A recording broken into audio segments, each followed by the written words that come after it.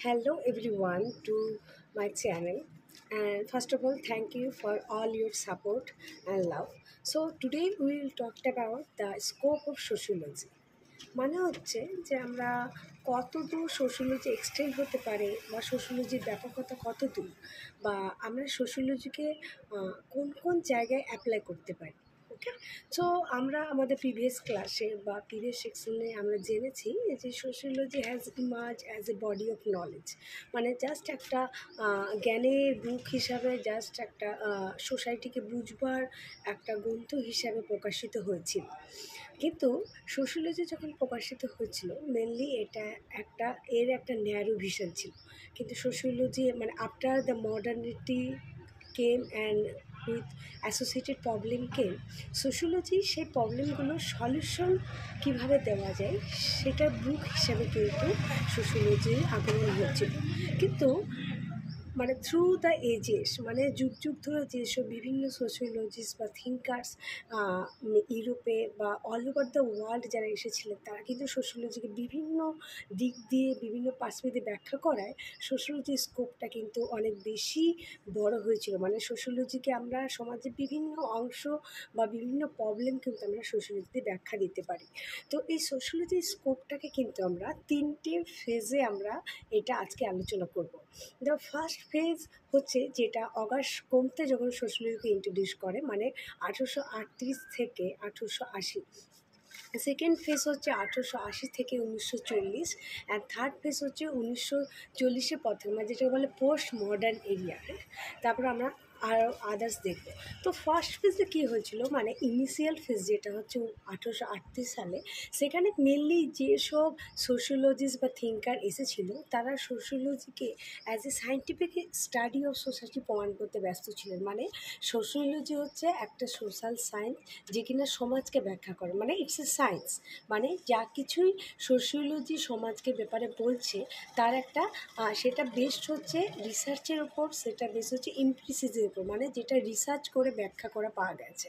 তো এইসব মানে যেসব পজিটিভ হিসেবে বা যেসব এই ইনিশিয়াল ফেজে যেসব সায়েন্টিফিক স্টাডি বলার মতামতে যেসব থিঙ্কার ছিলেন, তার মধ্যে ওয়ান অফ দ্য হচ্ছে অগাস্ট কমতে, যিনি কিনা তার সোশ্যোলজি তিনি কিনা পজিটিভ সোশ্যোলজি গ্রন্থে বলেছিলেন। তারা হচ্ছে মেনলি এই ঘরানার যে মানে থিঙ্কার্সরা আছে, তারা একটা ম্যাক্রো পার্সপেক্টিভ দিয়ে মানে দেখতে চেয়েছেন সমাজকে। তারা বলতে চেয়েছে যে মাইক্রো পার্সপেক্টিভ মানে ইন্ডিভিজুয়াল পার্সপেক্টিভের কোনো কিন্তু মূল্য নেই। আমরা সমাজে যা যা কিছু অংশ আছে সেগুলোকে আমরা কিন্তু মানে ম্যাক্রো পার্সপেক্টিভ দিয়ে দেখবো। যেমন আমরা ফ্যামিলিকে দেখবো, আমরা ম্যারেজকে দেখবো, আমরা রিলিজনকে দেখবো, আমরা এডুকেশনকে দেখবো, বা সোসাইটি, এগুলো সব কিছু অ্যাজ এ হোল আমরা সেগুলো দেখবো। এবারে ফ্যামিলির মধ্যে ইন্ডিভিজুয়ালের কী মতামত, বা রিলিজনের সম্পর্কে ইন্ডিভিজুয়ালের কী মতামত, একজন ম্যারেজে ইন্ডিভিজুয়াল কী মতামত, সেটা এতটা বেশি গুরুত্বপূর্ণ না এইসব থিঙ্কারদের কাছে। তার মানে তারা ম্যাক্রো পার্সপেক্টিভের ওপর জোর দিয়েছেন। সের মধ্যে কে গেছে অগাস্ট করতে, এই জন্য অগাস্ট করতে বলেছেন সমাজ কিন্তু দুটো রূপ বা সমাজের দুটো টার্মস উনি কিন্তু উল্লেখ করেছেন। তার মধ্যে একটা হচ্ছে সোশ্যাল স্ট্যাটিক্স অ্যান্ড একটা হচ্ছে সোশ্যাল ডাইনামিক্স। সোশ্যাল স্ট্যাটিক্স মানে কি, সমাজের কিছু অংশ যেগুলো কোনোদিন চেঞ্জ হয় না, হ্যাঁ, সেগুলো বরাবর একই থেকে যায়। আর সোশ্যাল ডাইনামিক্স মানে কিছু কিছু অংশ চেঞ্জ হতে থাকে সময়ের সঙ্গে সঙ্গে। এটা হচ্ছে মেনলি হচ্ছে অগাস্ট কমতে যেটা পজিটিভিজম বা যেটা বলে ম্যাক্রো অ্যাপ্রোচ। ওকে, দেন আরেকটা অ্যাপ্রোচ যেটা ইনিশিয়াল ফেজে যখন সোশ্যোলজি নিয়ে আলোচনা করা হয়, সেটা হচ্ছিল ইন্ডাকটিভ অ্যাপ্রোচ। ইন্ডাকটিভ অ্যাপ্রোচ মানে হচ্ছে after multiple observation we can make a theory. মানে আমি একটা জিনিস বা আমি ধর একটা দেশের মধ্যে রেগুলার বা বিভিন্ন দেশের মধ্যে একই টাইপের সমাজ ব্যবস্থা দেখতে পাচ্ছি, তো সেক্ষেত্রে আমরা সমাজে নিয়ে একটা থিওরি বানাতে পারি যে সমাজে এই যে জিনিস থাকে। ফর সাপোজ হিউম্যান বডিতে, যেমন ধরুন প্রত্যেকটা হিউম্যান বডিতে ফার্স্টে থাকে সেল, তারপর থাকে টিস্যু, তারপর থাকে অর্গানস, তারপর থাকে অর্গানিজম। মানে হচ্ছে সেরকমই প্রত্যেকটা সমাজে ফার্স্টে কী থাকে, ফার্স্টে থাকে প্রত্যেকটা সমাজে আমরা মানে ইন্টারেক্টিভ অ্যাপ্রোচ, আমরা প্রত্যেকটা সমাজে আমরা কী দেখতে পাই, ফার্স্টে থাকে ইন্ডিভিজুয়াল, তারপরে থাকে ফ্যামিলি, তারপর থাকে ফ্যামিলি থেকে কমিউনিটি, তারপরে মাল্টিপল কমিউনিটি কিন্তু একটা সোসাইটিকে সোসাইটিকে একটা তৈরি করে। তার মানে হচ্ছে যে আমাদের একটা আফটার মাল্টিপল অবজারভেশন, বারবার একটা জিনিস পর্যবেক্ষণ করে কিন্তু আমরা কোনো জিনিস সম্পর্কে একটা ধারণা বা থিওরি তৈরি করতে পারি, যেটা ইন্টারঅ্যাক্টিভ অ্যাপ্রোচে বলেছে। যে আমরা তো প্রত্যেকটা ওয়ার্ল্ড ওয়াইড সমাজে কিন্তু এই জিনিস দেখছি, যে ইন্ডিভিজুয়াল থাকছে, ফ্যামিলি থাকছে, ফ্যামিলির মধ্যে ম্যারেজ সম্পর্ক হচ্ছে, তারপর বিভিন্ন কমিউনিটি গড়ে উঠছে, মানে বিভিন্ন কমিউনিটি থেকে বিভিন্ন সমাজ গড়ে উঠছে।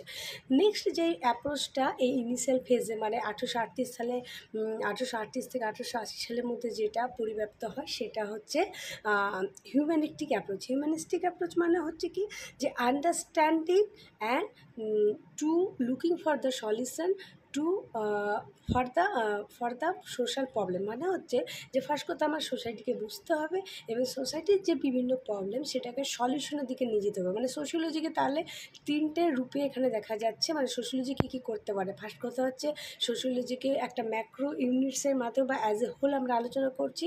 সোশিওলজিতে এই ফেজে বলা আছে যে সমাজ, সোশিওলজি শুধু সমাজ, যেহেতু সমাজ একটা ম্যাক্রো ইউনিটস তাই থেকে আলোচনা করুক, বা সোশিওলজির যে inductive approach, after multiple observation আমরা কিন্তু একটা থিওরি করতে পারি। পৃথিবীর বিভিন্ন সমাজকে দেখে আমরা সমাজ সম্পর্কে একটা থিওরি তৈরি করতে পারি, যেটা সোশিওলজি তৈরি করতে পারে। আর একটা হিউম্যানিস্টিক অ্যাপ্রোচ মানে হচ্ছে ফার্স্ট হচ্ছে আমরা সমাজকে আন্ডারস্ট্যান্ড করব এবং সমাজে যা যা প্রবলেম তার সলিউশন দিকে যাব। তো মেনলি যে ইনিশিয়াল ফেজে কিন্তু ম্যাক্রো ধারণার ওপর সোশিওলজি অ্যাজ এ মানে যে সাবজেক্ট করে তুলেছে, সে কিনা ম্যাক্রো দিক, সোসাইটির যে বড় বড় দিক আছে, বড় বড় আইডিয়া, সেইগুলোর ওপরে কিন্তু আলোচনা করতো। এবার সেকেন্ড ফেজ যখন 1808 মানে 1880 পরে যেসব থিওরিস্ট বা থিঙ্কার বা সোশিওলজিস্ট এলো, তারা বলছে না শুধুমাত্র কিন্তু ম্যাক্রো ইউনিটসকে দিয়ে সমাজকে আমরা আলোচনা করতে পারি না, micro units also does matter. মানে তার মধ্যে কি হচ্ছে, ম্যাক্স ওয়েবার কি বলছে, যে ঠিক আছে আমরা সমাজকে ঠিক আছে আমরা আলোচনা করছি, কিন্তু সমাজে প্রত্যেকটা ইন্ডিভিজুয়াল সে সমাজে থেকে কি চিন্তাধারা, তারা কি মনে করে, সেটাও তো কিন্তু একটা রিয়েলিটি। মানে এখানে মেনলি যেটা কথা বলা আছে শিওর, মানে subjective understanding of objective reality.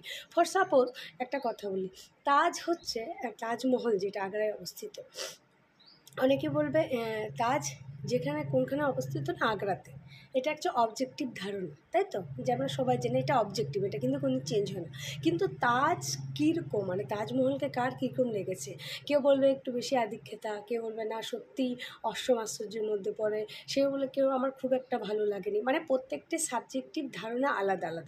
তো সেক্ষেত্রে তাজের বর্ণনার ক্ষেত্রে কিন্তু আমাদের সাবজেক্টিভটা ম্যাটার করে। মানে সেরকম সমাজের প্রত্যেকটা জিনিস ব্যাখ্যার ক্ষেত্রে কিন্তু সাবজেক্টিভ ওপিনিয়ন মানে ইন্ডিভিজুয়াল ডাজ ম্যাটার, যেটা ম্যাক্স ওয়েবার বলেছিলেন, যে মাইক্রো রিয়েলিটিসও কিন্তু আমাদের সমাজকে ব্যাখ্যার ক্ষেত্রে একটা ইম্পর্টেন্ট পার্ট।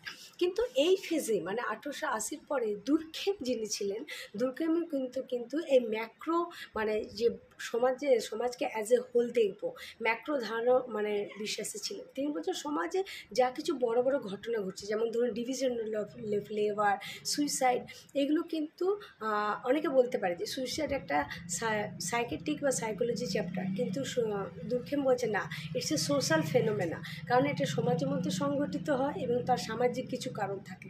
বা ডিভিশন অফ লেবার অনেকে বলতে পারে যে এটা ইকোনমির অংশ, কিন্তু দুর্খেম বলছেন যে না, ডিভিশন অফ লেবার তো ফ্যামিলিতেও থাকে, যে মা এই কাজ করবে, বাবা এই কাজ করবে, বা দিদি এই কাজ করবে, ভাই এই কাজ করবে, তাহলে এই প্রত্যেকটা সোশ্যাল ফ্যাক্টসই কিন্তু সোশ্যাল ফেনোমেনা।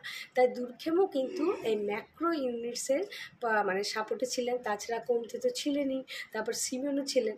তো এই ফেজ থেকে মানে 1880 ফেজে কিন্তু দুটোই মিলিত আমরা দেখতে পাই। একটা হচ্ছে 1880 সালে মেনলি যেটা আমরা দেখতে পাই, যে এই সময় থেকে কিন্তু দুটো স্কুল বিভক্ত হয়ে গেছিলো, একটা হচ্ছে ফর্মার স্কুল, একটা হচ্ছে সিনথেটিক স্কুল। এবার ফর্মার স্কুলের মধ্যে কে পড়ে, বা ফর্মার স্কুল মানে হচ্ছে যেসব সোশিওলজিস্ট তারা কিন্তু সমাজের যে মাইক্রো ফেনোমেনন মানে ছোট যে সমাজের অংশ বা সমাজের যে কাজ বা সমাজ কীভাবে এগোচ্ছে এই প্রসেসে, এটার বা পার্সপেক্টিভ, মানে যে মানুষ হোয়াই পিপল বিহেভ মানে ইন দিস ম্যানার, মানুষ কেন এরকম বিহেভ করছে বা মানুষ কেন এই কাজগুলো করছে, এই ধারণার ওপর কিন্তু তারা অত্যন্ত মানে ইম্পর্টেন্স দিয়েছিলেন। এরা হচ্ছে মেনলি ফর্মাল স্কুলের, যেখানে বললাম যে সাবজেক্টিভ আন্ডারস্ট্যান্ডিং অফ অবজেক্টিভ রিলেটের উপর খুব বেশি ইম্পর্টেন্স তারা দিয়েছেন। মানে হোয়াট ইন্ডিভিজুয়ালস থিংস, এটা কিন্তু তাদের ক্ষেত্রে সাবজেক্ট ম্যাটার। মোস্টলি ফর্মাল স্কুলে কিন্তু সবাই ছিলেন জার্মান, যার মধ্যে হচ্ছে Weber, George Simmel, Alfred Vierkandt, Leopold von Wiese, Ferdinand টোনিস।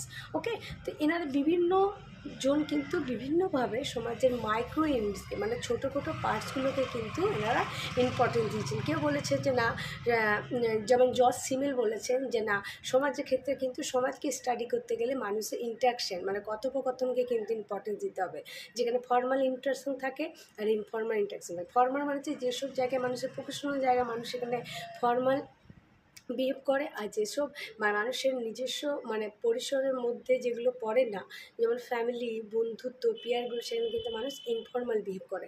আবার অন্যদিকে দেখতে গেলে স্ট্রেঞ্জারের সাথে মানুষের কিন্তু বিহেভিয়ারটা অন্য চেঞ্জ হয়ে যায়।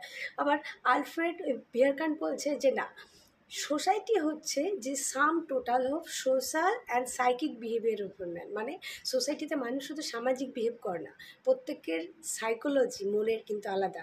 সে কিন্তু মনে মনে অনেক কথা বলে, অনেক অনেক আচরণ করে, তার হিসেবে সে বিহেভ করে।